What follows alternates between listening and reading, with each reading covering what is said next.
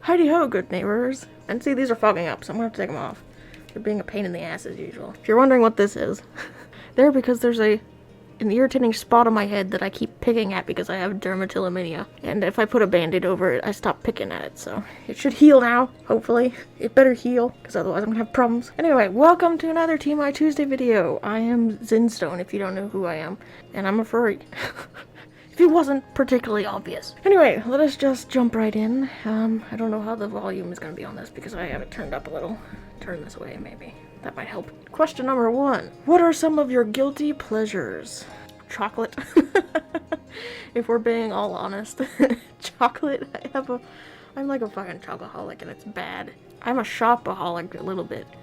Even though I don't have much money. Bad idea, but it's what happens when you're me. Question number 2. What has really taken a toll on you? I'd say everything. Well, my migraines. My constant migraines, which I think is from my fibromyalgia, probably have taken its biggest toll on me because my head hurts most days. It drives me quite crazy. Okay, question number 3. Do you think you have a pretty good work-life balance? Why or why not? I mean, not really. I probably should have a better one, but like I don't because I'm always thinking about work. It's constant. I'm constantly working. And it's quite annoying, but that's what happens when you're like a freelance whatever. In my case, freelance illustrator / costume maker. You don't have much of a balance usually, but I try. I try, but most of the time I don't. Question number 4. What is the best event you've attended? Well, I mean, it's relative just because like Anthrocon was my first furry convention I ever went to in 2013. That was when I was like 18, I think. And yeah, that was probably my best one just because it was my first one. And usually first things are a lot nicer. They always stick in your mind more, I think is probably what it was. Anthrocon in and of itself isn't the greatest. That was probably my favorite one anyway, because it was my first one. Question number 5. What do you buy way more of than most people? Probably printer ink. I mean, most people is also a relative term because like the people that I run with, I probably don't buy the most ink, but just like generalized people, normal people don't buy a lot of printer ink, but I buy a ton of printer ink.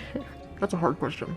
Question number 6. How did you get that scar of yours? I have several scars. But I think the one most people refer to is the giant one going down my left leg. I want to say I was like 11. And we were playing kickball, me and my siblings, out in the yard. And I was running after the ball when somebody kicked it. I stepped in a hole in the yard because the dogs dug a hole in the yard and nobody filled it in. And I stepped in that hole. And my leg went backwards, like at the knee, instead of, because legs don't usually go backwards at your knee. And it broke the growth plate in my knee. And then I proceeded to be in a lot of pain. And I went to the hospital and they said it was literally just...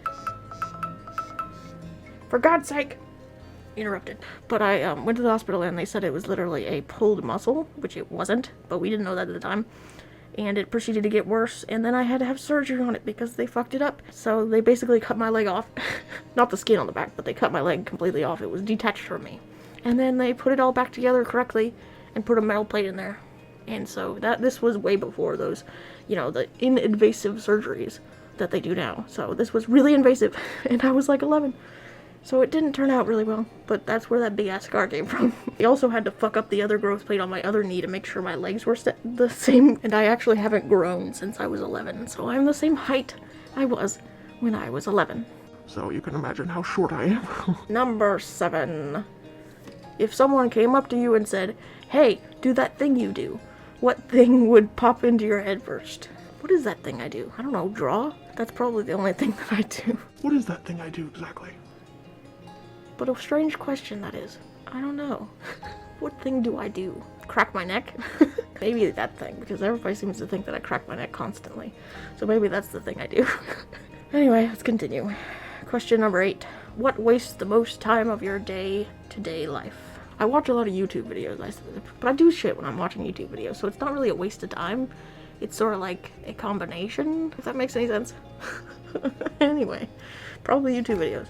I read a lot of books too, but that doesn't waste my time. I don't say wasting time, but because like it helps your brain neurologically and shit. But question number 9. What's the most annoying machine you must deal with regularly? Probably my car.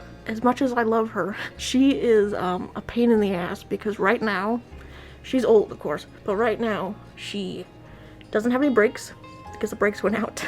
She has a slow brake leak fluid, so there's no brake fluid in the damn thing.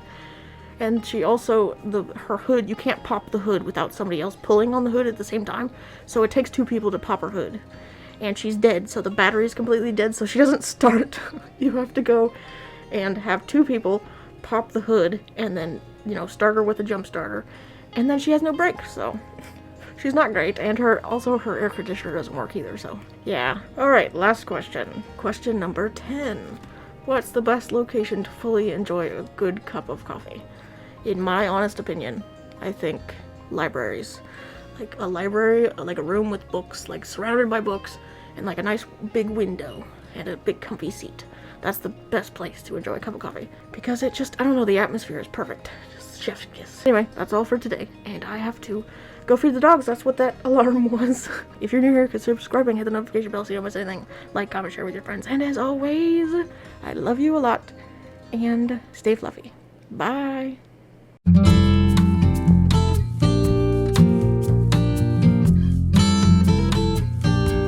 Thank you.